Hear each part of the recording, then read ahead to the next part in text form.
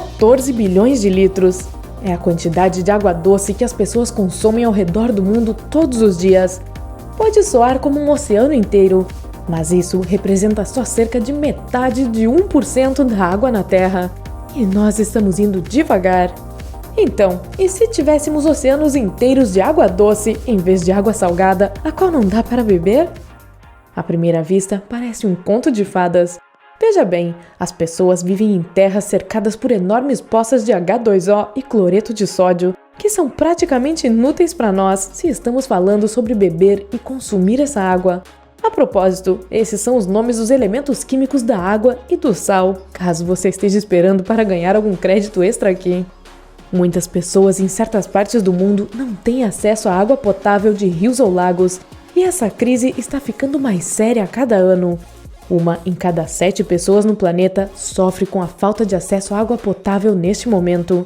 E alguns especialistas dizem que à medida que a população mundial dobrará até 2030, essa estatística disparará e será equivalente a 50% da população. Então, o problema não se resolveria se tivéssemos um oceano ilimitado de água doce? A resposta é não. Mas primeiro, para começar, é importante entender por que nossos oceanos são salgados. Parece tão decepcionante que temos toda essa água ao nosso redor, mas não podemos bebê-la, e algumas pessoas ficam sem. Bem, deixe-me explicar isso. Os rios levam constantemente água doce para os oceanos. Você poderia pensar que essas fontes diluem o mar e diminuem o teor de sal dele, mas na verdade é exatamente o oposto. A água nos rios também é salobra, apenas é 70 vezes menos salgada do que a água do oceano. No caminho para o mar, os rios tiram sal das rochas e levam-no consigo. Uma vez que a água chega ao seu destino, esse sal permanece no oceano, mas a água extra não dilui o teor geral de sal, pois evapora. Essa é a mesma razão pela qual os rios não são tão salgados. Eles carregam e despejam tudo no mar. A cada ano, 4 bilhões de toneladas de sal são carregadas para o oceano apenas pelos rios. Se isso ocorreu assim pelos bilhões de anos que este planeta já existiu, você pode imaginar quanto sal se acumulou. Ei, você nem precisa imaginar, eu vou lhe dizer agora. 50 quatrilhões de toneladas. Isso é 50 seguido de 15 zeros. Vá em frente, escreva isso, eu vou ficar esperando. Não, eu não vou. Isso é quanto sal existe nos oceanos do nosso planeta. Se você tirasse toda a água, ficaria com uma camada de sal de quase 150 metros de espessura. Agora, imagine um copo de marguerita grande o suficiente para usar isso. Ok, então os rios vêm adicionando sal ao oceano por anos a fio. Isso significa que a água do mar era originalmente doce? Talvez. O problema com essa teoria é o fato de que a composição do sal nos rios e oceanos é diferente. O sal marinho deriva de um ácido clorídrico, enquanto os sais dos rios derivam de ácido carbônico. Mais cientistas acreditam hoje que os oceanos foram salgados desde o início por causa da atividade vulcânica.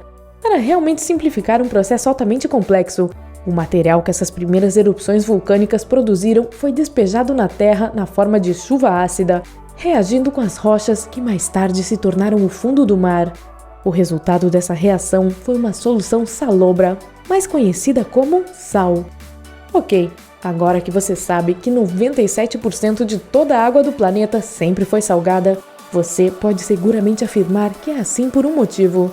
E, magicamente apertar um botão para torná-la água doce nessa situação hipotética seria devastador para a vida neste planeta. A consequência mais óbvia é que as inúmeras formas de vida marinha só podem existir em água salgada. Elas não sobreviveriam em água doce. Hoje, sabemos pouco sobre as mais de 200 mil espécies de vida oceânica, mas isso é apenas a pontinha do iceberg. Embora seja um iceberg muito grande, pode haver mais de milhões. Mas e então, o que isso significaria para nós humanos? Bem, sem essas criaturas, perderíamos essa fonte de alimentos, o que teria um impacto grave não apenas nos países altamente dependentes de seus setores pesqueiros, mas também naqueles para os quais exportam. Você também deve considerar as 10 mil espécies conhecidas de algas subaquáticas. As algas são únicas porque são plantas e animais. Como os animais, as algas são capazes de se alimentar de material orgânico em seu ambiente. Como as plantas, elas participam da fotossíntese. Elas desempenham um papel enorme na manutenção da vida por causa disso. Imaginem quão severa seria a queda de oxigênio e o pico nos níveis de dióxido de carbono sem todas essas algas que amam a água salgada. Isso significa que o efeito estufa se intensificaria e já estamos tendo problemas suficientes com isso. Em suma, o ecossistema global entraria em colapso, já que todas as cadeias alimentares existentes seriam destruídas. Mas não para por aí. Os oceanos desempenham um papel crítico na formação do clima. Mais especificamente, são as correntes marítimas que podem realmente afetar o clima mesmo em terra. As correntes marítimas existem principalmente devido a diferenças de densidade. Lembre-se, conforme a água da superfície evapora sob o sol quente, sobra o sal. Essa água mais salgada é mais densa e afunda, fazendo com que seja mais fria que a menos densa da superfície. Esse movimento da água enquanto afunda e sobe é uma das principais causas das correntes marítimas. É claro que outras coisas, como vento e relevo, também desempenham seu papel, mas esse é assunto para outro vídeo. Se você estiver interessado em ver algo assim, conte pra gente nos comentários. De qualquer forma, essas correntes influenciam o clima transportando calor. Elas podem transportar água aquecida ou resfriada até vários milhares de quilômetros. A água deslocada pode então aquecer ou resfriar o ar e a terra sobre a qual este ar sopra. A corrente do Golfo leva a água morna do Atlântico tropical e subtropical para o norte e banha as margens da Europa Ocidental. Como resultado, o clima lá é muito mais quente do que poderia ser em outras partes naquela latitude. Assim, o clima de Glasgow é muito mais ameno do que, digamos, Moscou, na Rússia, apesar de estarem na mesma latitude do globo. Então sim, as correntes oceânicas tornam o clima na Terra muito mais tolerável e adequado para a vida. Tire o sal dos oceanos e as correntes desaparecerão. E eu acho que os europeus ocidentais usariam aqueles chapéus russos peludos, hein?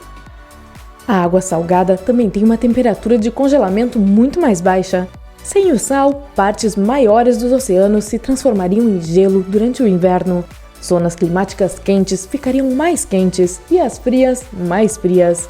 Tempestades maiores aconteceriam com mais frequência tanto na Terra quanto nos oceanos.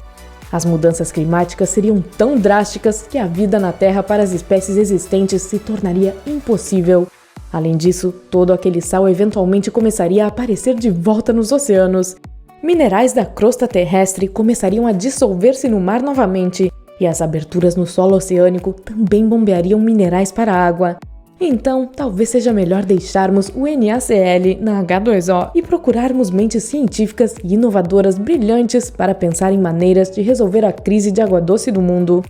E claro, todos nós podemos fazer a nossa parte, sendo um pouco mais cuidadosos com o nosso consumo.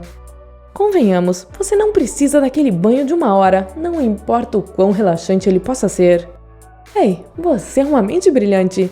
Você conhece alguma outra maneira de obter mais água doce?